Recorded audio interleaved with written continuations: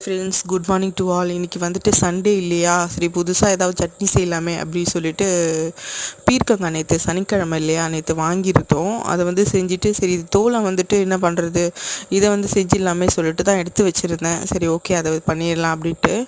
இதில் வந்து நாங்கள் எப்படி செஞ்சோம் அப்படிங்கிறத உங்களுக்கு ஷேர் பண்ணியிருக்கேன். ஒரு தடவை ட்ரை பண்ணி பாருங்கள், நல்லாயிருக்கும்.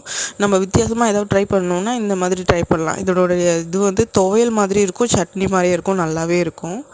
அதுக்கு தான் இப்போ இது பண்ணிகிட்ருக்கேன். நம்ம லோ ஃப்ளேமில் ஒரு பாத்திரத்தில் கொஞ்சமாக எண்ணெய் ஊற்றி நம்ம வந்து பீர்க்கங்காய் தோலை சேர்த்து நல்லா வதக்கணும். அதுதான் இதில் நம்ம போடும்போது க்ரீன் கலரில் இருக்கும்.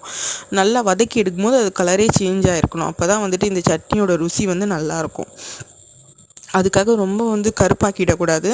ப்ரௌன் கலரில் வந்த உடனே நம்ம வந்து ஒரு பாத்திரத்தில் மாற்றிக்கலாம்.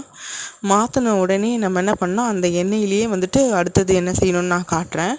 அதுக்கு தேவையான அளவு உளுத்தம் பருப்பு போட்டு நல்லா கலர் சேஞ்ச் ஆகிற வரைக்கும் நம்ம என்ன பண்ணணும், அதை வதக்கிக்கலாம். இன்றைக்கி வந்துட்டு இந்த சட்னி தான் எங்கள் வீட்டில் ஃப்ரெண்ட்ஸ். இட்லியும் சட்னியும் சரி ஓகே, மார்னிங் டிஃபனுக்கு இதுதான்.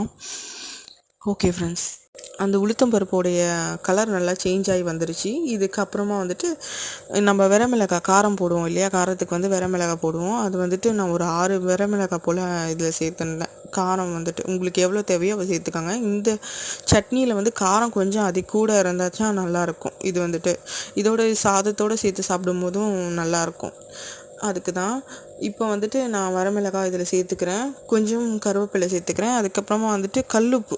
எந்த சட்னிக்குமே சரி, நம்ம கல்லுப்பு வதங்கும் போதே போட்டுட்டோம் அப்படின்னா வந்து அரைச்சி எடுத்து வரும்போது அந்த சட்னியோட ருசி நல்லாவே இருக்கும். நீங்கள் வந்துட்டு வெங்காயம் தக்காளி சட்னி, அந்த மாதிரி கார சட்னி இந்த மாதிரி செய்யும்போதே நம்ம அந்த தக்காளி வெங்காயத்தோடவே நம்ம அந்த கல்லுப்பு சேர்த்துட்டோம் அப்படின்னா அதனுடைய ருசி நல்லாயிருக்கும்.